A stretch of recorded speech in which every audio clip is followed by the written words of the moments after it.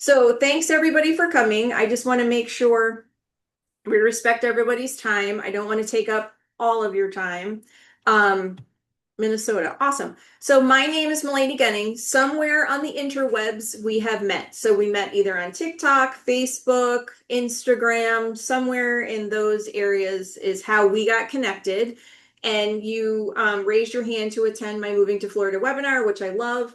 Thank you so much. I'm so happy to have you here because I think there's just so much misinformation about the state. So I think these types of formats are super important, and we want to get all the best information out there so you can make the most informed decision that you can. So I'm going to assume that everyone is considering a retirement plan or a pre-retirement plan.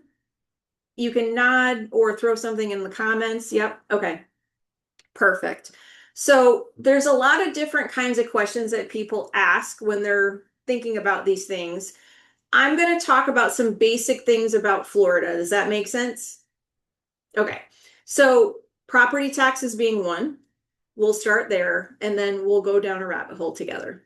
So property taxes in the state of Florida, they can vary wildly. It's not like a super simple formula like it is in some other states, but we also have some advantages because of that as well. So I would say that you could use 1.1% to 1.4% of the purchase price or assessed value as a guide to what your property taxes will be for the year. So Florida varies, the taxes vary from county to county, okay? So I'm just going to throw out counties just for argument's sake.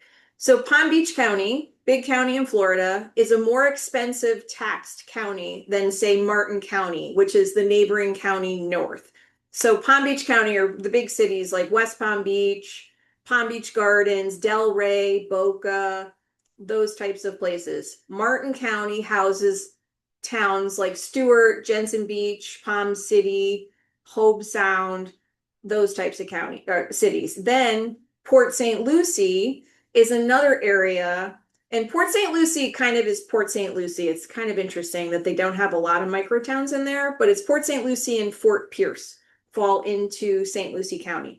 So St. Lucie County has a higher tax rate generally than Martin County. And then Palm Beach County has a higher tax rate than Martin County. Okay.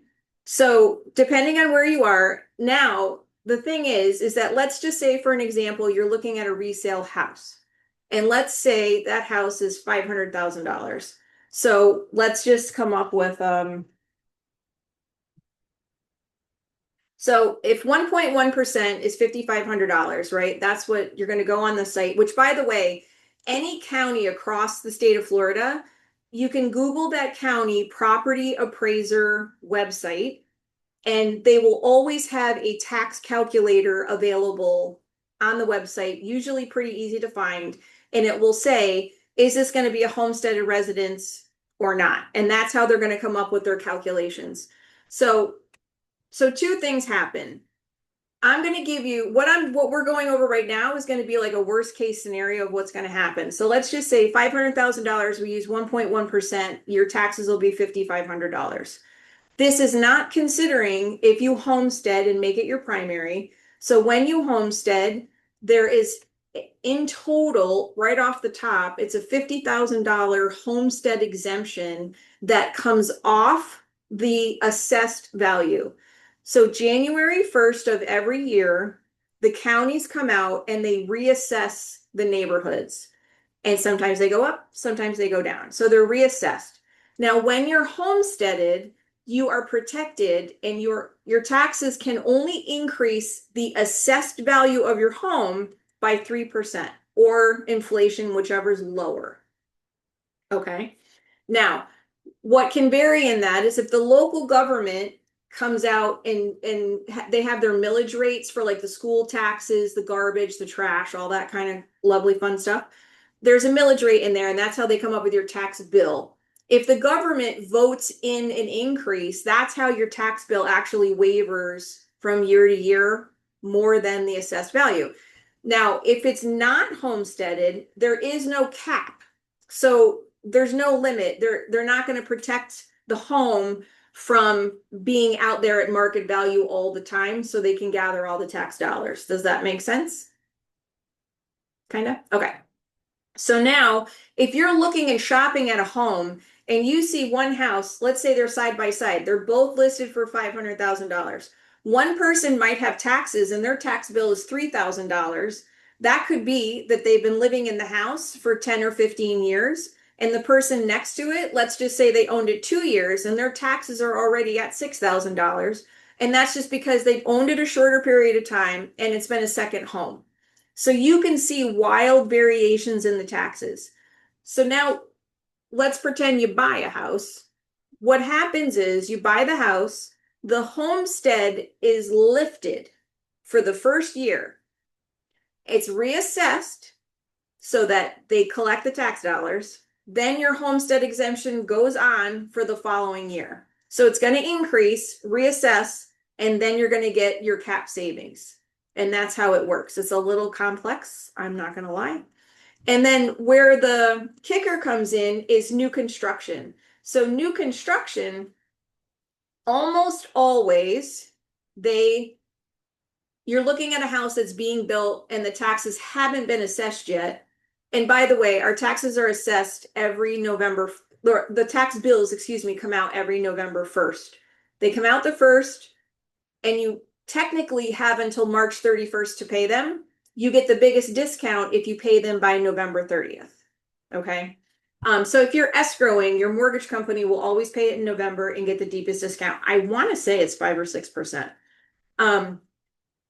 So new construction.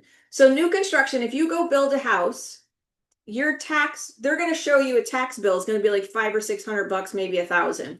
And that's because they're only assessing that property on the land value. They haven't added the tax in yet. So you would expect that following year, a large jump in your tax bill because it has to be assessed with the house on it.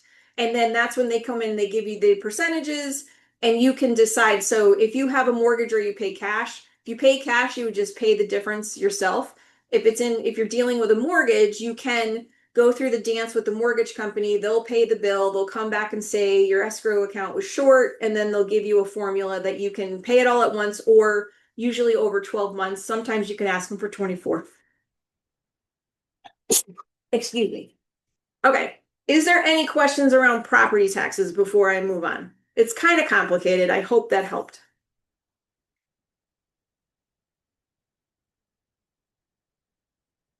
How about I unmute everybody? Do you guys want me to unmute you, or do you want to throw questions in the chat? Let's ask Fred. He's into me today.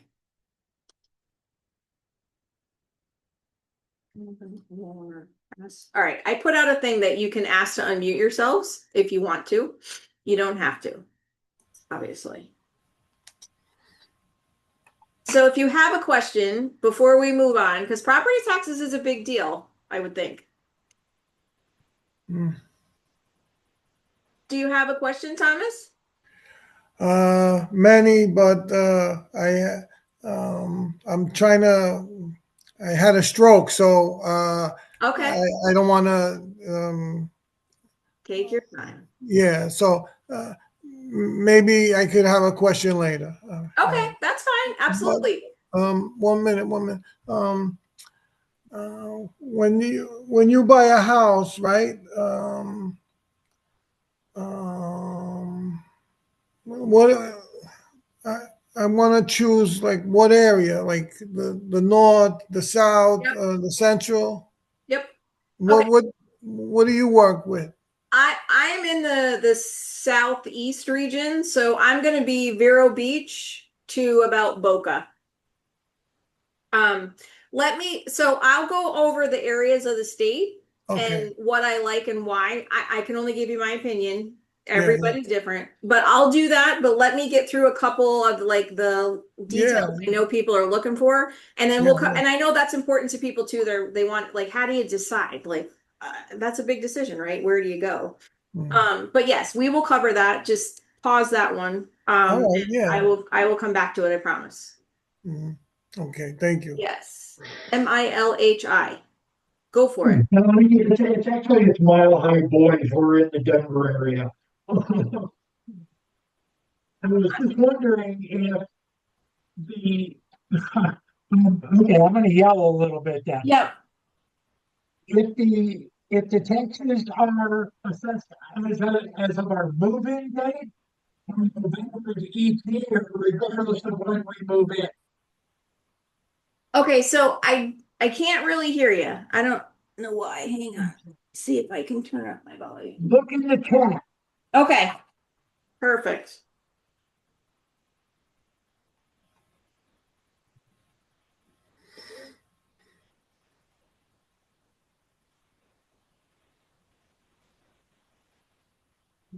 I'm not coming in well. Okay.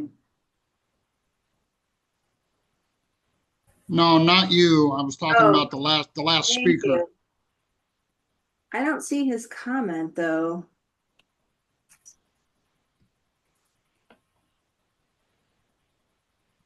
Here he is.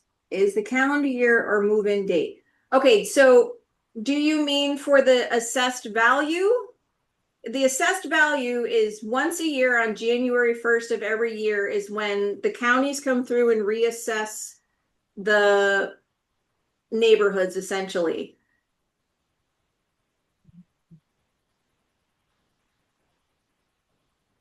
Is that what you're asking?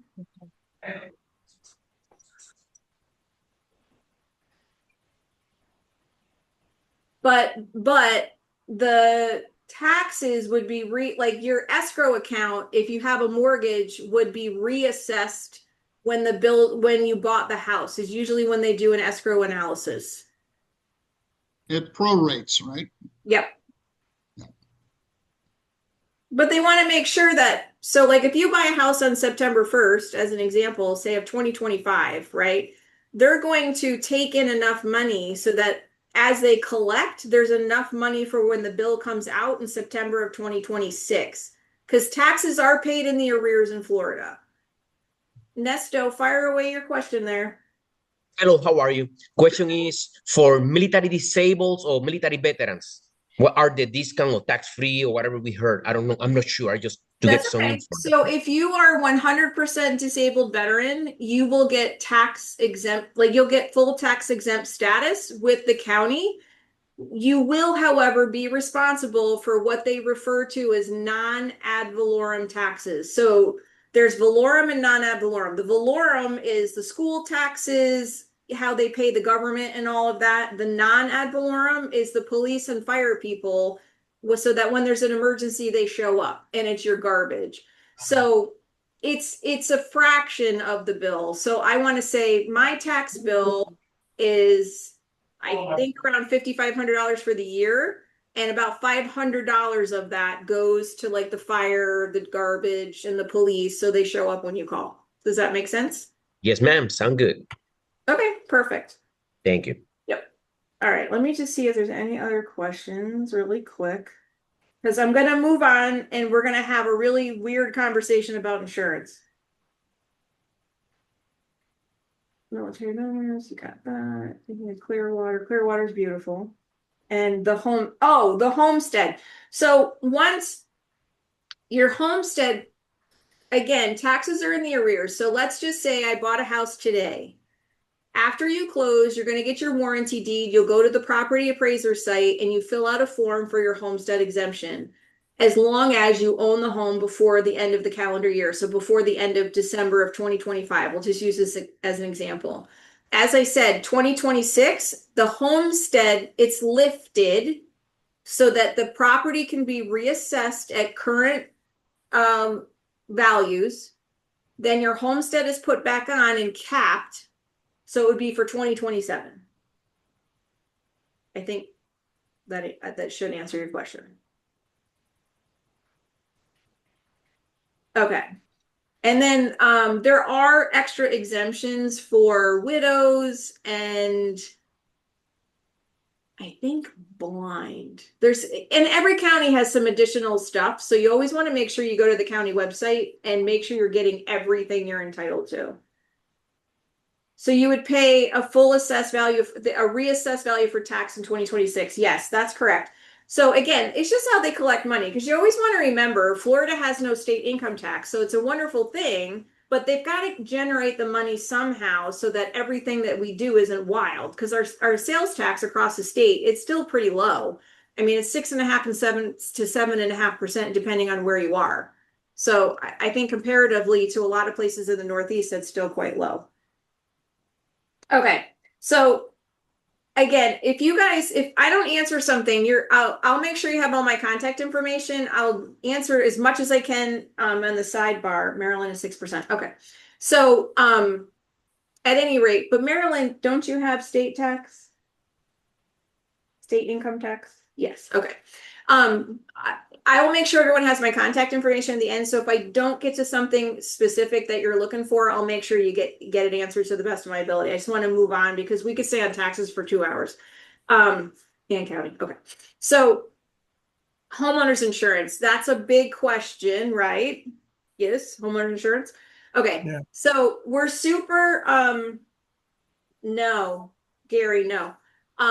We're super fortunate because it's been 10 years right now, as of this moment, that a hurricane has not hit the state. It's crazy. I mean, I've had a lot of rain where I am. I'm sick of the rain. But I'm grateful for the rain because I'd rather have that than a hurricane. So insurance, like property taxes, can be wildly different across the state from north to south and east and west. It is very dependent, obviously, on how close we are to water. Okay. So first it starts with the big bodies of water, the ocean, the Gulf, north and south, right? So that's where the closer you go, it gets very difficult or can be difficult. And it also depends if it's the East Coast or the West Coast. So the West Coast right now is definitely seeing higher insurance premiums than the East Coast, just because they have been hammered the last few years. That sort of makes sense. Now, down where I am, I-95 is a big precursor for insurance rates. The other thing that affects insurance rates significantly is the age of the home. So years ago when Andrew hit Homestead and that whole Homestead area was leveled, they put in new construction guidelines that everybody had to meet going forward. Then they added a few more and then they added a few more because Andrew, I think, was in 96 or 94. They've had some new building codes came out from Andrew, and then they added on to them. So the latest one that seems to be a pain point is 2002. So if you have a house that was built after 2002, you get a lower insurance premium on that house versus one that was built prior. So I'll give you an example. My mom lives 3 miles away from me in Stewart. She basically has the same house as I do. Her house was built in 01. My house was built in 04. Her house was actually built to the building code that I'm talking about. But because it was actually 01 instead of 04, her insurance is about 15. Hers went down. We shopped it again. It's about $1,100 higher than mine. Just because of the year that it was built. It's the dumbest thing I've ever heard. It's all concrete block. We all have, cement roofs. It's, part of this is everything's a money grab these days, right? So the age of the roof. So when you purchase a house, you're going to do an inspection.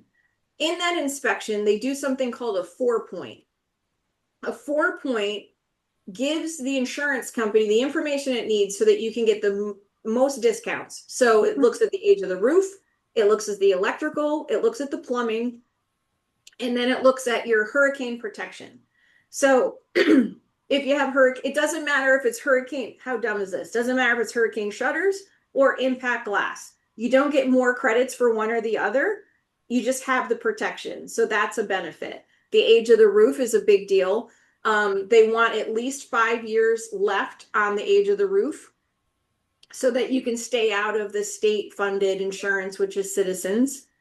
They're starting to look at the age of water heaters, and they look at piping. So all of this, the inspector puts in the report, and then it comes out and it helps you get the biggest benefit to insurance premiums. Now, my house, I live in about, my house is 1900 square feet under air. And then I have a 2-car garage. My house was built in 2004. I have a pool that is newer. It's only 4 years old, and it has a screened-in enclosure. My screened-in enclosure happens to be, and my insurance is running me just about $2,800 a year, which on the one hand I think is high, but on the other hand, it's not. It's high because it's increased since I purchased my home 5 years ago. It went up a little bit, obviously, when I put in the pool, like $200. The pool part's not a big deal. And then just because of everything that happened over the last couple of years and insurance going up, mine's gone up to $2,800. Now I'm putting in we're replacing our roof the end of this year, not because I, knock on wood, necessarily need to, but one of the things that Florida has is they have a grant program for home improvements to shore up your house for hurricanes, and they give away a grant. I got very fortunate. I applied for it 2 years ago. I got the grant. It's 10 grand. So it would be dumb for me not to replace my roof at this point because it's a third of the roof. And if you're wondering, we're putting on a cement tile roof, and it's going to cost, like the cost of the roof is just under 32,000, and the grant is 10. So it's going to cost me $22,000 to put on a roof, which I don't want to do, but it would be foolish for me not to at this point. So, and then as you go into the center of the state, as you go inward, insurance 100% gets less expensive. So people in Port St. Lucie, as a general rule, pay less for their homeowners insurance than, say, people like where I am in Stewart. And definitely they pay less than what goes on in Palm Beach County. So Palm Beach County and Broward, which are down the southern parts of the state, so south of Boca Raton, Fort Lauderdale, Miami, going into the Keys, over the years, there's been tons of fraud. And that's been our biggest, honestly, it might shock you, but fraud is really why our insurance rates are high, not because of hurricanes. Is that silly, right? But it's true. The statistics will tell you that our insurance has gone up exponentially more over fraud than at the actual hurricane damage itself. I'm sure it's contributed, but fraud's always been a big deal. Somebody was asking about personal property taxes on vehicles. We don't have that. I just got my registration in the mail for my truck. My truck was $86. My husband's little Lexus convertible was $35 to register the car. So it's not outrageous. Boat, same thing. You pay a registration fee. Yes, Fred. What kind of fraud? Can you give us an example? Mm-hmm. So what used to happen is, like, say a storm came through a community and it did damage. And what they did was they came and they door knocked and they said, hey, we can get your roof replaced and the insurance company will pay for it. And, you as a consumer, you're like, oh yeah, that's great.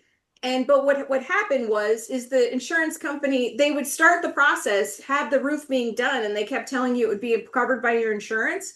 And then the insurance company's like, I'm not paying for that. And it would turn into a lawsuit. And then the insurance companies ended up paying because it was cheaper to pay for the roof than it was to pay for the lawsuit. It's that kind of crap. Just people, unfortunately, like everything, it's people preying on people and taking advantage of the situation. And it did happen apparently in my neighborhood where I am. My neighborhood's 25 years old, and about 8-9 years ago, they had that happen. People came through and a bunch of people got new roofs, which, okay, great for you, but you messed it up for everybody else. So those are all things that the state has been dealing with, and they're changing regulations. And listen, I'm sure some of it's great. I'm sure some of it's not, because we in the United States seem to go from one extreme to the other. We can't seem to fix it in the middle the first time. We have to go all the way to come back.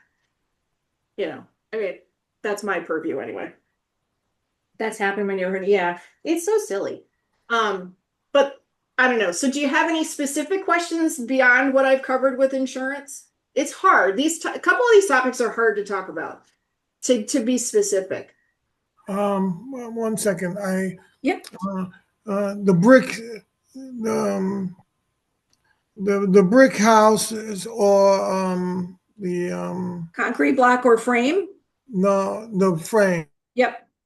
So concrete block construction's always better. The frame, they're still building them, which I'm shocked, but they do.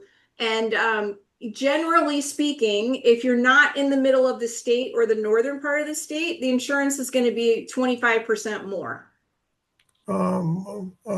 Brick.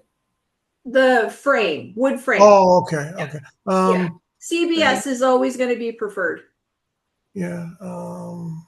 I had another question, but I forgot. But That's okay. I'll remember it. I'll tell you in a few minutes if I remember. Are roofs generally replacement cost or actual cost value? Do you mean for the insurance policy? You can write your insurance policy either way. The actual cash value is going to be a less expensive way to get your insurance policy written. It's not, I mean, there's a billion arguments on how to do it one way or the other. I'm a big fan of replacement costs because all this stuff does is keep getting more expensive. Yeah, I have a question. I remember. Yep. What is concrete block? I know the brick and the wood frame, but what's concrete block? Okay, great question. There's actually two forms. There is cinder blocks. So you know the traditional cinder blocks with the holes in the center, right? Yeah. The rectangle. Or you can have poured concrete construction. Yeah, but something goes on that, right? Well, stucco, like a stucco surface would go over the concrete just to make it look pretty. Okay. Yeah. Yeah. All right.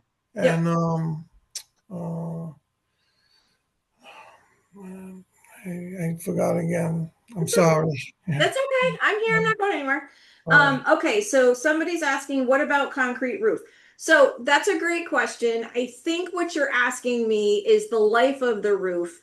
So technically, the life of a concrete roof, I mean, listen, there's an argument that they should last 100 years, right? Because they're concrete. What could possibly go wrong?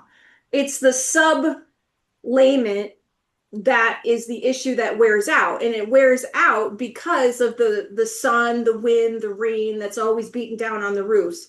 And if it wasn't done well the first time, that's why people have roof issues. But what happens is that again, my roof does not need to be replaced. Knock on wood. I have no leaks. I have no issues with my roof. However, my house is 21 years old, and in probably 3 or 4 years, I'm going to get a letter from my insurance company, and they're going to say it's 25 years old. You're going to have to replace the roof in a year, or we'll drop you. That's what's been going on anyway. So we're just getting ahead of that curve. What about excess wind and flood usually required underlying? Okay, 1 second. Or Thomas, go ahead and I'll come back to that question. All right, thank you.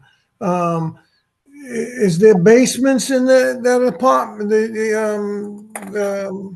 No. No basements in Florida, Right. because the water table is right there. So Right. you don't have I don't have like 20, 15 feet to go down. There are some areas where there are more, there's more dirt before the water table, obviously. But as a general rule, there's no basements. You might have a crawl space underneath the house for like manufactured housing, but no basements. So what people do is the garage is like our basement. I don't keep my car in the garage. It's like a whole nother holding pattern. But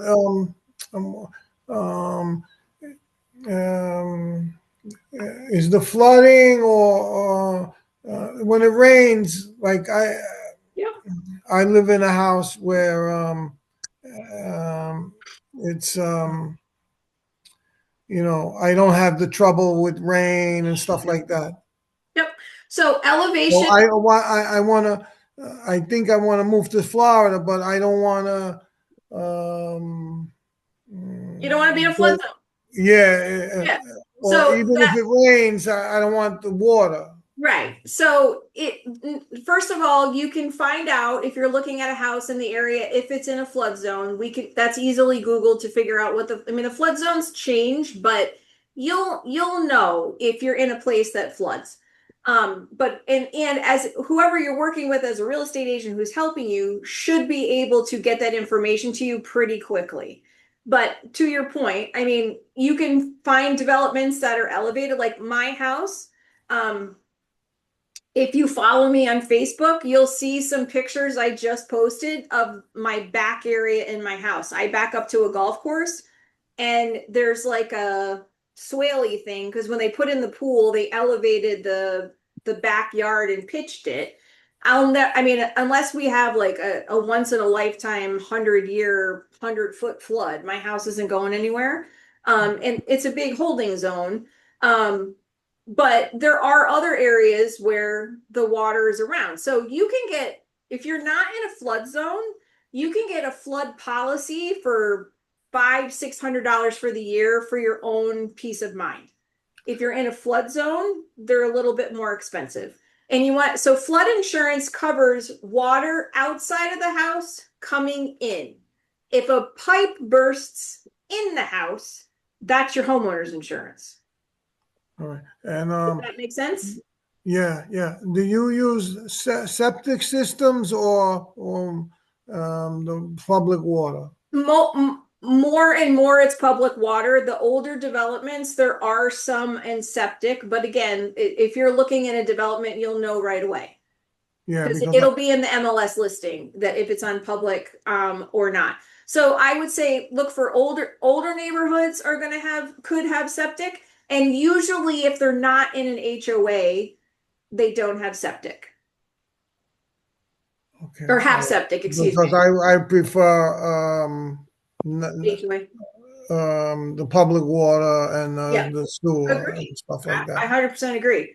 Because you can go out in like the boondocks and it's well and it's septic and there's benefits to that, but no thank you. Okay, so somebody asked about excess wind and flood, and is it usually required by the underlying homeowner carrier? So your insurance, great question, by the way. So your insurance policy is broken up into two sections. So it's got a hurricane or wind protection part of the policy, and then it has everything else. So you have a part of the policy that is specific if a hurricane hits. And that deductible can be anywhere from 1% to 5%. 5% is the max that a lender will allow someone with a mortgage to carry for insurance because it can get costly. And it's a big chunk of your insurance policy is the wind portion. And then in those policies, you can do all the normal things you can do with insurance. You can add more water damage policies. Now, I just want to throw this out there so you're aware because this is happening everywhere, not just Florida. Homeowners insurance companies are keeping like a log, for lack of a better word, of all clients that have made water. How dumb is this? They're keeping track of water claims. So if I own my house and I filed a water claim policy for whatever reason, like a pipe burst in my house, and I claimed and I got $10,000, that goes against me. And it makes it more difficult for me to go get insurance on my next house because I had a water claim. And if you're buying a house that had water damage, it will all come out when you shop the insurance. And they're going to want extra layers of information as to know what happened, how it was fixed, and whatever. Because again, they're looking for fraud and they're looking for people who just go in and make claims. And it's repetitive. But again, it always hurts the people that are honest. And it's a lovely thing. But I just want you to be aware of it because it's out there. Okay. So our roofs, am I missing any questions? Let me see quick.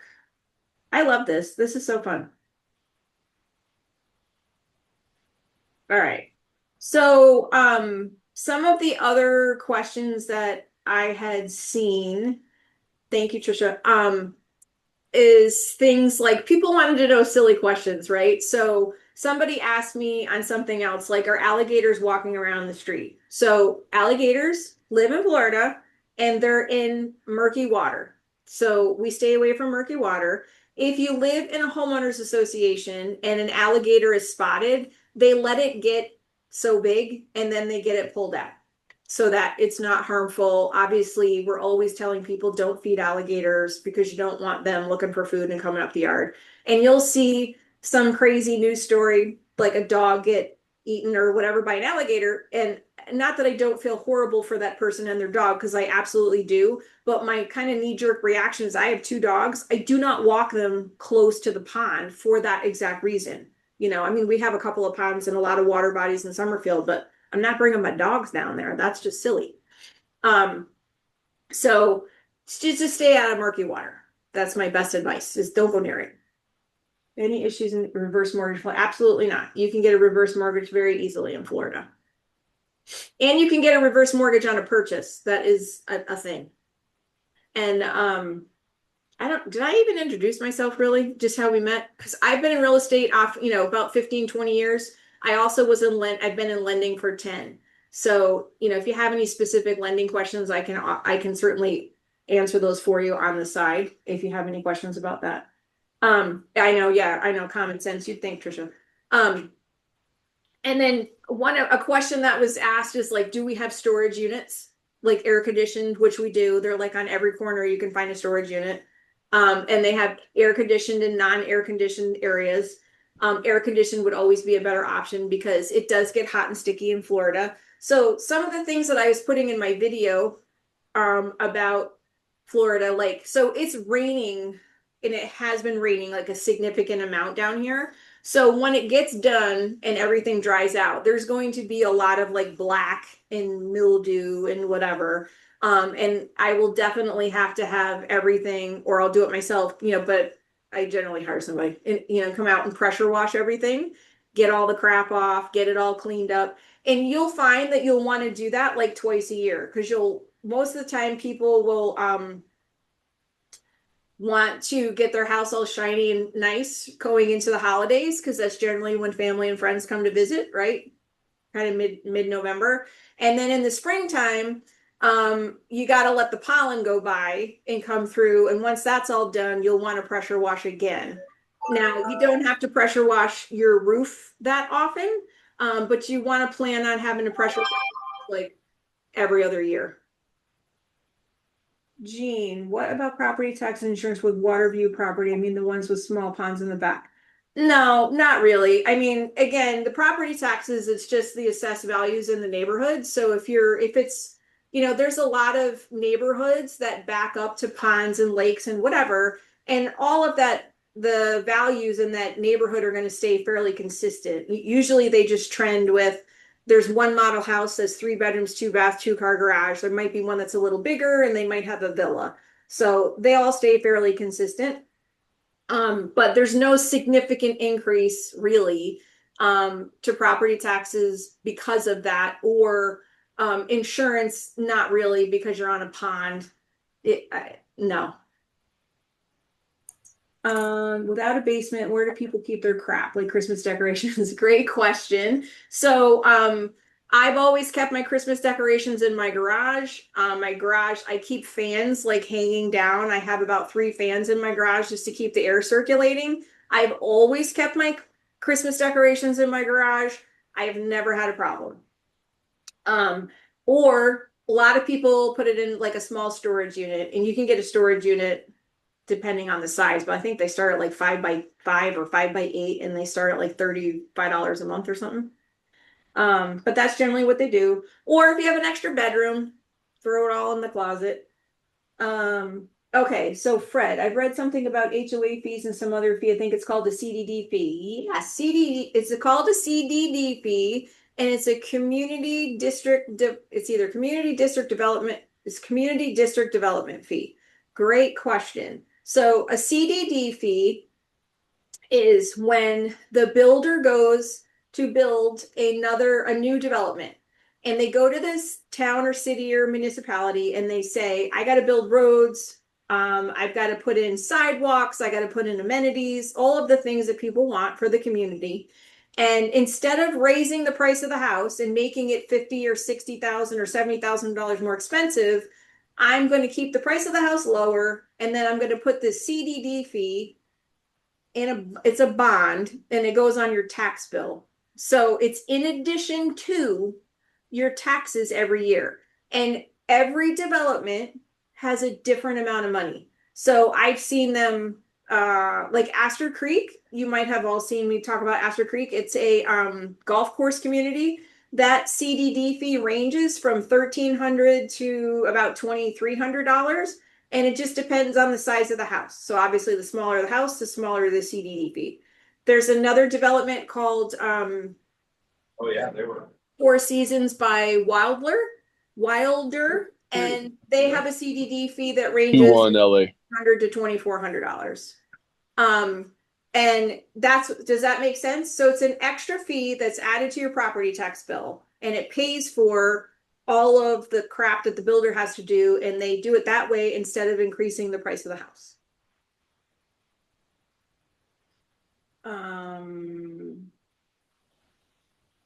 How long? So so they're usually 20 or 30 years. Most of them have been lately that I've seen are 30. The ones I've seen in the new communities in Port St. Lucie are 30 years. Places like the Villages, I've seen them like 20 years. And then when the bonds are paid off, it's paid off. It's, how long do you pay the fee? So either 20 or 30. I would plan on 30 years, but they're 20 or 30. Most of them seem to be 30 these years. If they do them 30, then it makes them lower. Okay. So I'm trying to think of other silly little things that I've talked about. I talked about pressure washing. HOAs. So this seems to be a sticking point for some people. And HOAs are another thing that are vastly different. So my HOA in my community, I live in a community called Summerfield. It's a golf course community, but it's not a full-on private golf course. It's a semi-private community, so you can join or you don't have to. My homeowners association fee, I pay, where do I pay? I pay $5.90 a quarter. So that comes out to like $196.66 a month. Now, in my association, they don't pay for my lawn care for my house. They do the community lawn care. We have a clubhouse that's like not over the top by any means, but there's like an office, there's a big common area. We do have a resort style pool, and then like another room that they play cards in and stuff. And then we've got 8 tennis courts. I think 4 of them or 2 of them were converted into pickleball courts, silly thing, ping pong, bocce, whatever. So my community is $196 a month. Mine happens to include internet and some cable. Now, again, you're going to see this wildly different from community to community. So obviously the lower they are, the less that they offer. You can see homeowners associations go wild. And you hear a lot of chatter about this online, especially when it has to do with condos.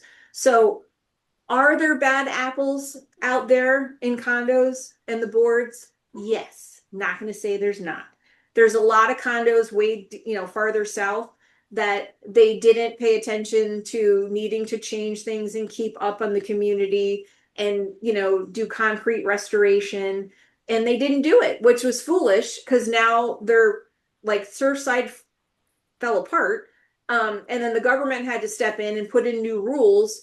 And then you've got a lot of assessments happening. And most of that honestly is in South Florida. I don't see that as much up in my area, and I don't see it as much up in Central and North Florida. But if I was going to buy a community with an HOA or a condo association, you want to get the budget ahead of time so you can see what kind of financial shape they're in. You want to see what they have for reserves. You want to see if there's any special assessments. The other thing that you can ask for are board meeting minutes. And I would 100% recommend this and get them for the prior 6 months. So you can see what's been going on. Are there projects out there that have to be funded that maybe the seller hasn't told you about? You can get all the information and do more due diligence ahead of time, so you know what you're getting into. Now, the other thing is that I don't think there's anything wrong with knocking on a neighbor's door and being like, hey, do you like living here? I mean, it's a big decision when you're picking a community. I've lived in HOA communities, and I gotta tell you, they were awful. I was like, this stinks, and I gotta get out of here. The community that I'm in now, I happen to love. I'm actually on our board, just because I wanted to help out, and I didn't feel like I could complain about something and not be involved. But that's the best way, is to get the information ahead of time. So do I recommend certain builders like Pulte or others? I'll tell you, I like Pulte. I really like Coulter. I think Coulter's putting out a really excellent product, and I love their floor plans. I think they're designed really, really well, and you get a lot of bang for your buck. I'm not a fan of DR Horton. I think their communities are crappy. I think you feel like you could press a hole through the wall. It's the weirdest thing. Because like where I live, there's a Pulte, or there's a Coulter community, and there's a DR Horton community. They're literally 500 yards apart. You go in the Coulter community, and it just feels better. Like you drive around, or like it was done nice. You go in the model homes, you can tell that somebody thought about it, and they were really. I mean, do they go over the top with the model homes? Of course. But that's what you want when you go in a model home. You want to see all the possibilities. You go in the DR Horton home, and I feel like my 23-year-old like staged it. A boy, not good. And I don't know why. I just never really was a big fan of the quality of build. Another good builder to look out for, especially in resale, it's still Pulte, but it's Devasta, and it's the parent company in I think it was the dad who actually owned Devasta, and they built some great models. They have they're called Capris, which is a villa. They have Oakmonts and Carltons, and they're great. They're good layouts too, and they're built. I mean, they're poured concrete construction. Those are crazy. On the HOA subject, any requirements on landscaping, however you have to mow? Well, okay, so that's a rabbit hole question. So in the documents, when you're buying in that community, it will lay out for you if the community is doing the landscaping for you, or if you have to do it. Usually, if it's your responsibility to take care of your lawn and your HOA, they're not going to tell you have to cut it so often, but they should lay out that we want your lawn groomed, as an example. Some HOAs, like, it's not in our doc saying like the grass can't go over 6 inches, but are there communities where that's laid out in specific? Yes.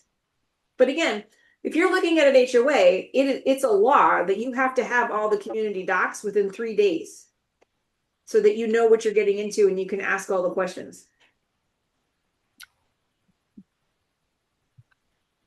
Another good question. So again, there are communities where, yes, there's 0 lot line communities and you're 100% on top of each other. There are communities where they're a little bit more separated. Now, you'll find in Florida that the sides of the house, in my opinion, aren't as important as what happens in the back, because you're not really on the side of your house so much, but I understand your point. But like Astor Creek, as an example, their lots are 130 feet deep, which is massive for a planned unit community. It's not normal. They're very long. Now they're a little more narrow, but they're long. And some of these houses are huge that they're putting on them. And then if you got a bigger lot in like a medium-sized house, you could have a heck of an awesome back. And then you just landscape it so you don't see anybody. But again, when you're in concrete block and have hurricane impact glass, you're not hearing them. The impact glass makes a huge sound saver for sure. Toll Brothers are good builders. Yeah, they're pretty good. Yep, they put out a decent product. Absolutely. They're a little more expensive. They're higher end for sure. Okay, so we are at about 8 minutes left. I just want to make sure I'm answering everybody's questions. Does anybody have a specific topic? Can you speak about my local market? A lot of stories in the news say the Florida market is overvalued and starting to drop. Okay. And don't you love how every question is loaded? So the market in Florida is very area specific.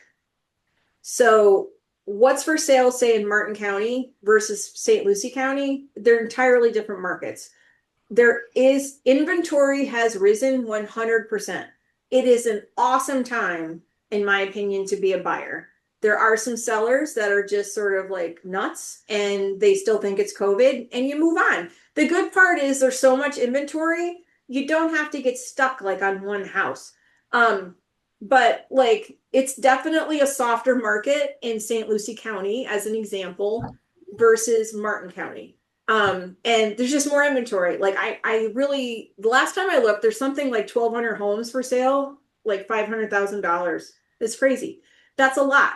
So the sellers, and the other thing is the sellers have to compete with new construction, which is a drama because new construction, they're offering incentives either on the design choices. So they're giving you like, say you pick out $90,000 in upgrades, they're giving you $45,000 off of it. So they're, depending on how much you spend.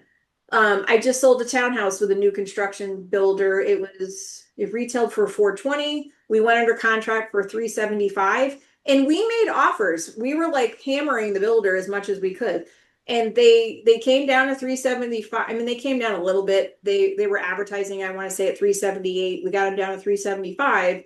And then they did $7,500 toward closing costs. And they did a rate buy down. So my client got 4.99 for 30 years.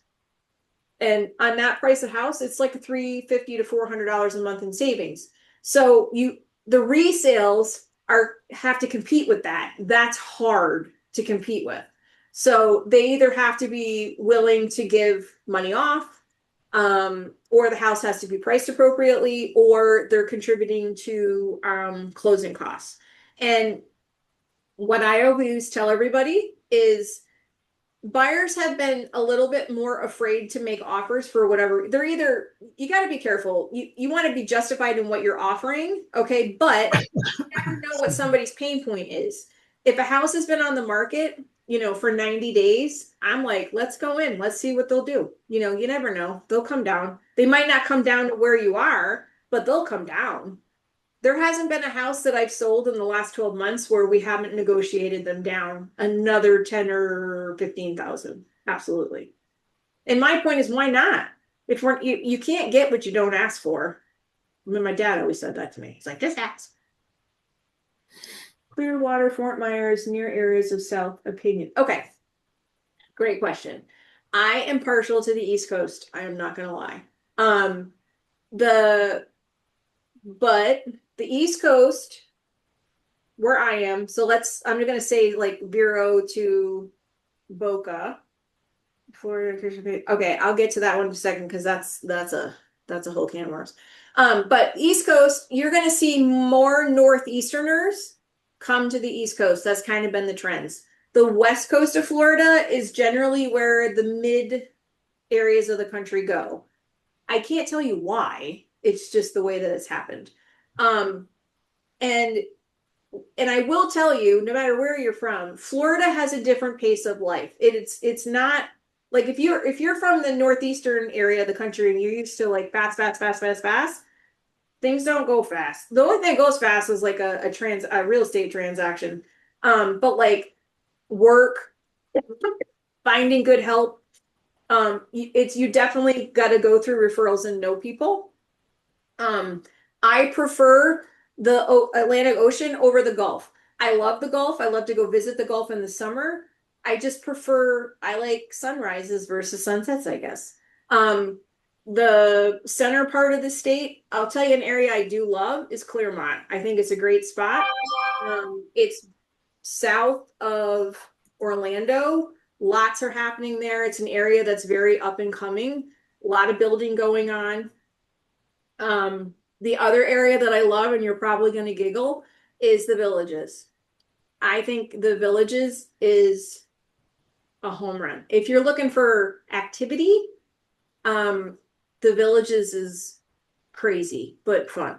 I have in-laws, my sister and brother-in-law live in there, and we go visit them once a year, and I love it there. Now, what's funny about the Villages? There's no trees. The no trees freaks me out, which is why I like where I am. Orlando area, north, south, east, or west, good areas. I can give you a whole bunch of stuff on the side about areas. I mean, in my opinion, you really can't go wrong from Vero Beach to Jupiter. It'll be hard pressed to find a bad spot, honestly. I think Claremont's a great spot. In general, I don't live in Claremont, so I can't give you like outrageous specifics. I just know it's a good spot and a good county. And then somebody asked about Florida commissions, if they're paid by the buyer or seller or both. So the way the lawsuit works, did work, that went around last year, is that they're just trying to decouple the commission so that under the guise of transparency, which they completely took out.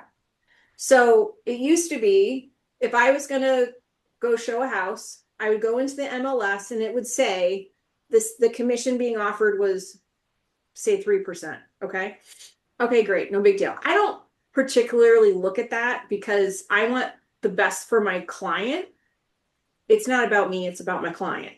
So, but they've now made this whole thing with the compensation, and they don't allow compensation to be listed anywhere in the MLS anymore. So it's never there. I never know what's going on. I don't know what the seller's doing. You have to call and ask, because now you cannot show, I'm not allowed to show a property to anybody without a buyer broker agreement signed or some sort of an engagement letter. And the problem with that is we all just met on the internet. You want to go see a house. You don't know if you like me. I don't know if I like you, because when you're getting into these transactions, you're getting into a relationship. And you want to make sure I communicate at the pace that you want. I'm able to answer the questions that you have intelligently. I'm able to do the research that you need, whatever it is, right? So you don't know that I'm for you, and I don't know that you're for me. So I generally approach it that I have to be compliant. So I get some sort of an engagement letter that just says, hey, we're going to go look at this house at 123 Main Street today. And if anything comes out of it, we'll work together. If it doesn't, we're going on our merry way. I'm not a believer in signing buyer broker agreements that are like months long. I think it's trouble for you, and I think it's trouble for me, but we have to stay in compliance. But to keep layering on the question about the commission, is that it's negotiable. So generally what we do, and this is how I explain it to everybody, is that we'll submit an offer, and I don't even bother asking them anymore. I just put in the contract that they're going to pay 3%. They're not going to pay 3%. So that becomes negotiated as we're negotiating the rest of the deal. Does that make sense? Orlando area, north, south, good area. Can you sell anywhere in Florida? I am licensed in the entire state of Florida, so I can technically sell anywhere in Florida. If it's like way far out, I have partners all over the state that I can help you find the right person that would help you, that's like me, if you like me. If that makes sense. Does anybody else have any other questions? This was awesome. I appreciate y'all coming on. This was great. I'm going to do these more often. And if there's like a topic that I didn't cover that you feel like I should, I really welcome the feedback, good or bad. If you're like, lady, you're crazy and this is why, I mean, I'm all for it. But I'm just truly here to help. I've lived in Florida since 1997 full time. I was doing the back and forth thing since 1994. Thank you, Fred. And I just want to get the best information out there. like I said, this to me is about building a relationship. And if you're not moving to my area, that's a-okay. We'll find somebody in an area that you're interested in. And then if not, we'll work it out. It's all good. I'm just here to help. So, thank you all, everybody. Mobile homes. Yes, we could, yeah, I can figure that out to do one for mobile homes. I'll learn along with you. Oh, thank you, Jean. How can we reach you? So I will put this in the chat. I'm also going to email everybody that attended. I will send you the replay if you'd like, but I'm going to put in the chat really quick. I'll give you my phone number. Isn't that funny? I'm going to go through all this and not tell you how to get me. And here's my email as well.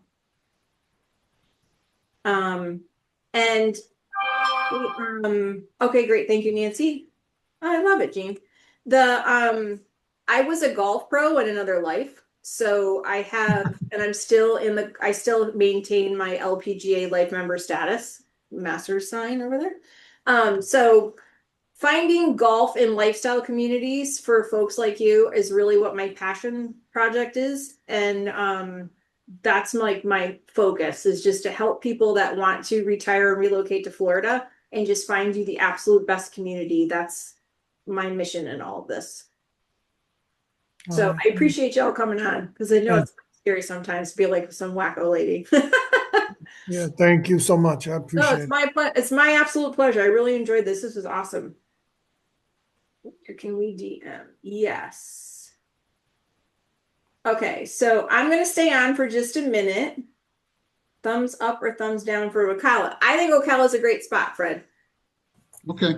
Yeah, I have a friend who moved up there a couple years ago. It's just again what you want. So Ocala is space, horses, lots of trees. It's just different, you know, but it's still Florida. I mean, I think it's absolutely gorgeous up there, honestly. I was born in Orlando and have an uncle in Kissimmee. Is Kissimmee still kind of a ranching type of area? Kissimmee has grown exponentially over the last 30 years. I mean, every time I'm not a fan of that area because the directions never make any sense to me. And I lived and worked in Orlando. I was up in Lake Mary and I worked in Kissimmee. And I just always was confused by the roadways there. Like north is really east and east is really south. And I was always like, what the heck is going on? So it's just different. I mean, for me personally, I'm 54, just to throw it out there. So as I'm aging, you know, you want different things out of life. And I don't want crazy and, you know, crazy living. I don't want busy. You know, that's why I live in Martin County versus like St. Lucie or Palm Beach, you know, because it was always a slow growth county. Now it's changed a little bit and it's boomed for sure, but it's still just a slower pace. So Ocala is going to have a slower pace for sure, but it's gorgeous up there. Love it. Weather's completely different. You know, you're going to get more seasons up there. You know, it's definitely going to be hotter and stickier in the summer, you know, where if you're by the coast, you get more breezes. That was one thing I meant to talk about was the weather, but that's okay. Do you do any info on SSI or SD transferring from another state? I'm not sure about moving with the special needs adult. I know you can do it, Peggy, because people have done it. I think you just call and tell them, and then they'll tell you what the benefit if it's going to change. I'm almost positive that's all you got to do. And then Gary asked, do you know if 100% disabled vets are exempt? Great question, Gary. As a disabled vet, you're not exempt from the CDD fee. And are you still on, Gary? I love working with veterans. I don't, okay, cool. So I have done a lot of when I was active and full time in lending, I did so much work with veteran clients because there's just so much bad information out there that I was always out there just trying to get the best information to our vets so that you're not getting screwed, because a lot of the companies that have military words in their names that advertise that they're, you know, there for the vets are the ones jacking up the prices the most. So, I mean, there's so much opportunity out there for real estate and veterans because there's so much you can do with your benefit that you don't even know you can do. What was I going to say about the weather? Oh, great question. So weather, again, when you get north of Orlando, so the subtropical, I believe, is at Vero. And there's a big difference when you're at like Vero Beach, which is about an hour-ish south of Orlando, down to Miami. It's definitely going to be warmer more often. The winters are going to be lighter. Like I might get a 30-degree day for a day. It's very rare that we have like a 30 or 40-degree day. Like that's more than a day. It's like we all shut down because I'm like, it's under 70, I freeze. And then as you go farther north, so Orlando, it definitely like in the summer, hotter, stickier, the air that doesn't move around as well. You get a lot more like ocean breezes in the summer, which is why we love it here. And we're down here, we came down here because of golf. And then as you go like northeast, so villages up to Jacksonville areas, you're going to have more shifts in the weather. So the winters are going to be a little colder. The summers are going to be a little hotter. Does that make sense? We're looking for Ocala. My daughter loves horses. Oh, I couldn't say enough nice things about Ocala, Peggy, honestly. I mean, if you need help up there, I've got a friend that lives up there. I've got some great contacts up there. I 100% get you connected if you'd like. But it's a great spot. And the cost of living up in Ocala is just a little bit less than it is certainly as you go farther south. Do I keep my pool open year round? I 100% do. Yep.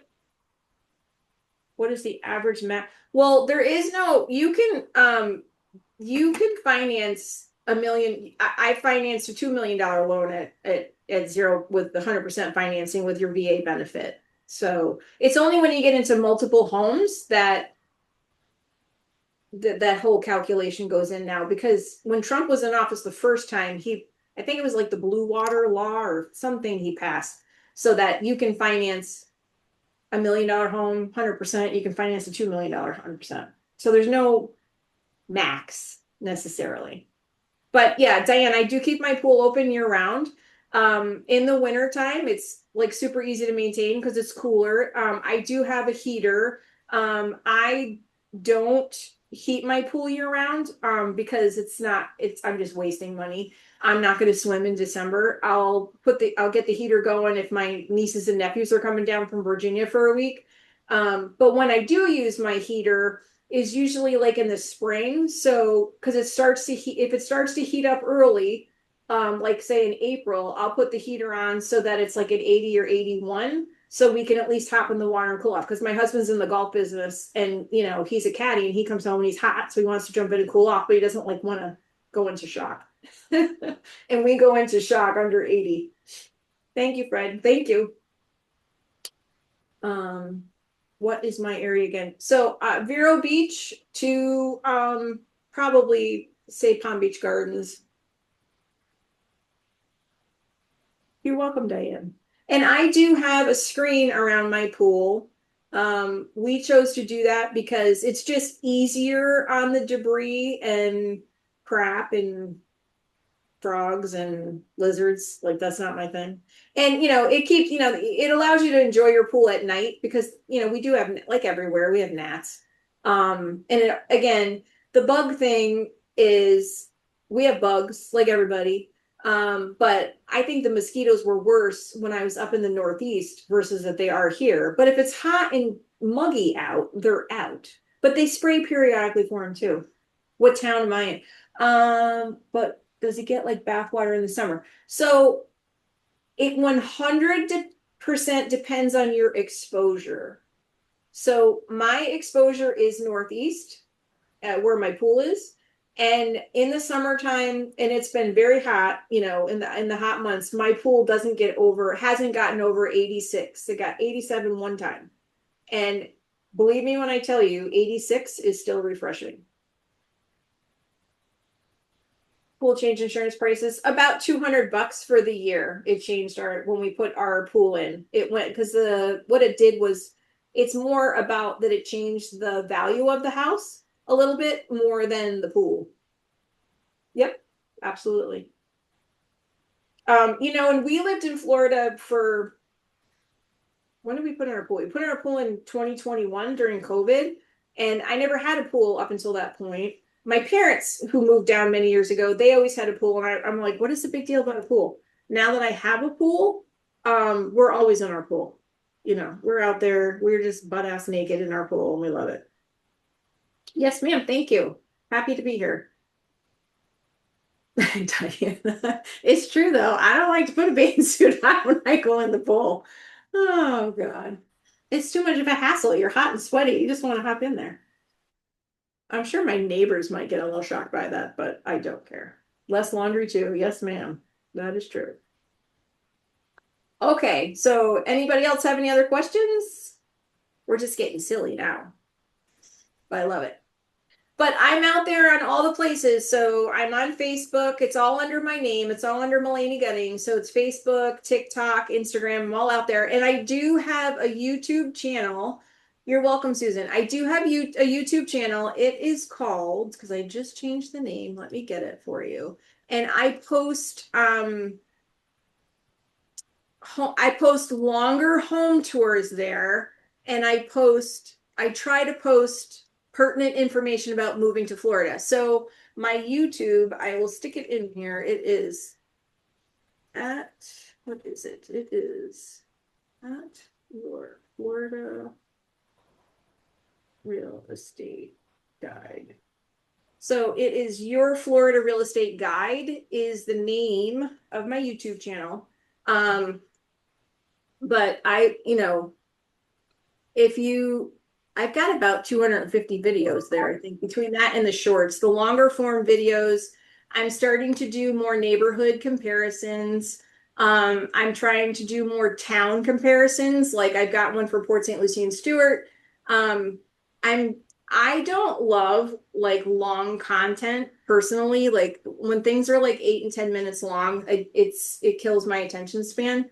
And so my videos need to be longer on YouTube, but they're there and they're getting better. And if there's anything that you think would be something that you want me to put out there to learn about, I'll absolutely do it.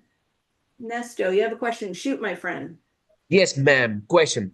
Can the builder buy the land and they build the house for me the way I want it, or how that work over there? Well, because in Georgia, it's kind of difficult over here in Georgia. Yeah, so you can absolutely do a custom build, yes. We just have to find the land, which can be tricky depending on where. But yeah, there's custom builders all over the place. Yep. Okay, thank you. Absolutely. And you can use your VA benefit to do a construction loan as well. Okay, sound good. So you know. Okay, thank you. Thank you. Thank you. Yes, thanks everybody so much. I will make sure the recording gets emailed out to you, and I'll send a video so you have all of my contact information, all the ways to get me.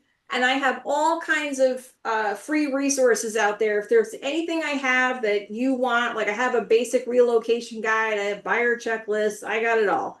So if there's anything that you want, there's homestead instructions, all kinds of stuff. There's a link tree somewhere in all of my socials and on YouTube, but I'll make sure you know where all the spots are. All right. Thank you so much. You got it. And if anybody needs anything, please don't hesitate to reach out. I will help you the best I can. All right. Okay. Bye-bye. Thank you all.